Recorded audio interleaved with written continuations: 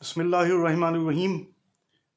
वालिद मरहूम मौलाना डॉक्टर कल्बे सादिक साहब आसफ़ी मस्जिद लखनऊ के जुमे के खुतबात में और अपनी तकरीरों और मजलिसों में बार बार ताकीद करते थे, ज़ोर देते थे, लोगों को बेदार करने की कोशिश करते थे कि आप लोग बेदार हो जाइए, दुनिया भर के मुसलमान बेदार हो जाएं। आने वाला ज़माना इल्म का ज़माना है, एजुकेशन का ज़माना है। आने वाला ज़माना साइंस और टेक्नोलॉजी का ज़माना है, और जो कौम भी साइंस और टेक्नोलॉजी में पीछे रह जाएगी उसको दुनिया में कोई इज़्ज़त हासिल नहीं होगी।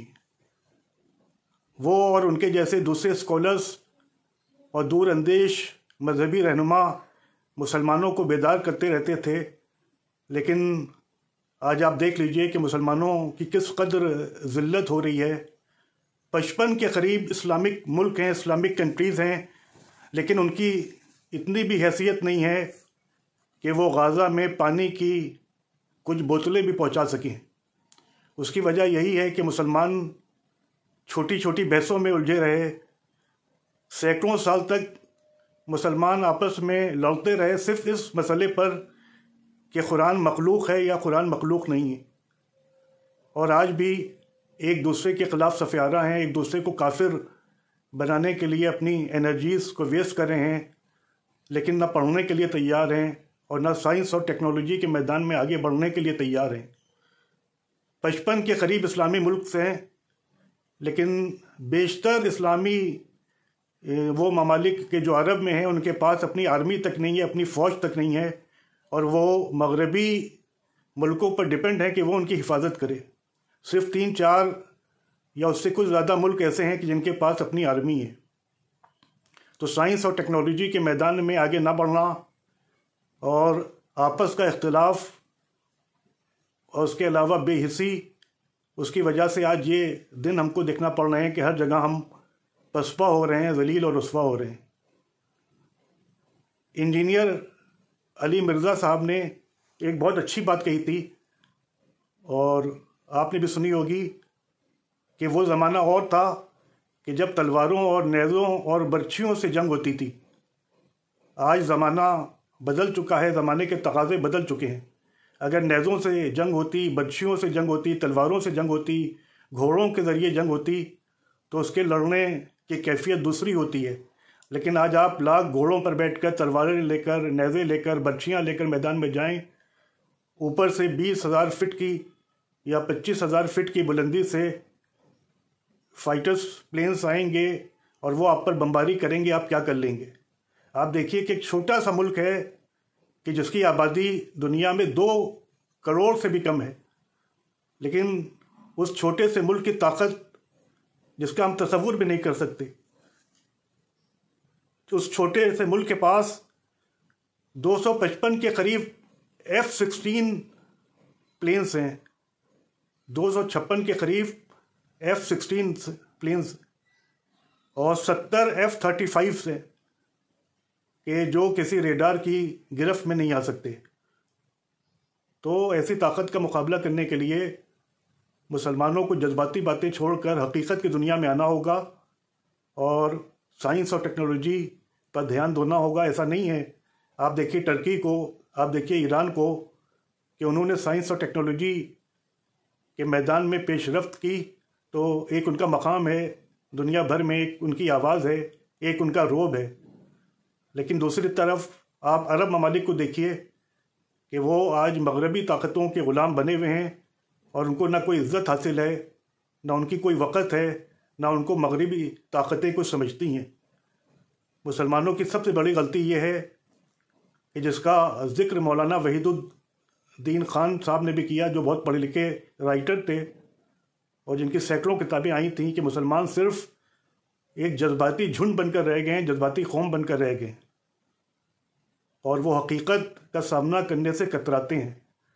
वही कौम आज तरक्की कर सकती है कि जिसके पास मादी वसाइल हों, और जब मादी वसाइल होंगे और ईमान की ताकत होगी तो फिर उनका मुकाबला कोई नहीं कर सकता।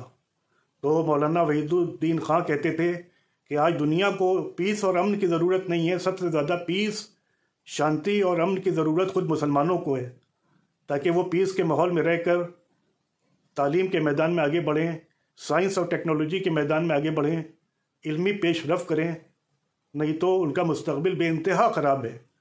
آپ مسلم علاقوں میں جا کر دیکھیے، آپ کو کباب پراٹھوں کی دکانیں نظر آئیں گی، آپ کو بریانی کی دکانیں نظر آئیں گی، آپ کو کھانے کی دکانیں نظر آئیں گی، لیکن آپ کو کتابوں کی دکانیں نظر نہیں آئیں گی، آپ کو لائبریریز نظر نہیں آئیں گی۔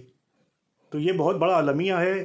اللہ کے اصول جو ہیں وہ سب کے لیے ایک ہے دنیا میں، کہ جو علم کے میدان میں آگے بڑھے گا اس کو عزت نصیب ہوگی۔ یہی وہ مسلمان تھے کہ جو پوری دنیا پر چھائے ہوئے تھے، کیونکہ ان کے پاس علم تھا، ان کے پاس اخلاق تھا، ان کے پاس انسانی اقدار تھے، اور وہ قرآن کی تعلیمات پر عمل کرتے تھے۔ لیکن آج ہم صرف نام کے مسلمان رہ گئے ہیں۔ جذباتی باتیں ہم سے سن لیجئے، لفاظی ہم سے سن لیجئے، پوری دنیا میں سڑکوں پر نکل کر مظاہرہ کرنا ہم سے سیکھ لیجئے، یہ سب بھی ضروری ہیں، لیکن جو سب سے اہم چیز ہے وہ علم کے میدان میں پیش رفت ہے۔ اس میں ہم سب سے پچھڑے ہوئے ہیں۔ نہ ہمارے پاس اسکولز ہیں، نہ ہمارے پاس کالجز ہیں، نہ ہمارے پاس میڈیکل کالجز ہیں، نہ ہمارے پاس ٹیکنیکل کالجز ہیں، جس کا خمیازہ ہم بھگت رہے ہیں کہ ایک چھوٹا سا ملک وہ ہم کو مار رہا ہے، جس کی نظر میں انسانیت کی کوئی اہمیت نہیں ہے۔ وہ بچوں کو مار رہا ہے، وہ عورتوں کو مار رہا ہے، وہ ہاسپٹلز پہ حملے کر رہا ہے۔ اس کا مقصد صرف اور صرف انتقام لینا ہے، اور اس انتقام کی آگ میں وہ جھلس رہا ہے، اور اس کے لیے نہ کوئی انسانی اقدار ہیں، نہ ہیومن ویلیوز ہیں، اور نہ کوئی اصول ہے، نہ کوئی ضوابط ہے۔ لہٰذا ہم کو اب ہوش کے ناخن لینا چاہیے، اور جیسا کہ قرآن مجید میں آیا ہے وَمَن يَتَوَكَّلْ عَلَى اللَّهِ فَهُوَ حَسْبُهُ، جو اللہ پر یقین کرتا ہے اللہ اس کے لیے کافی ہوتا ہے۔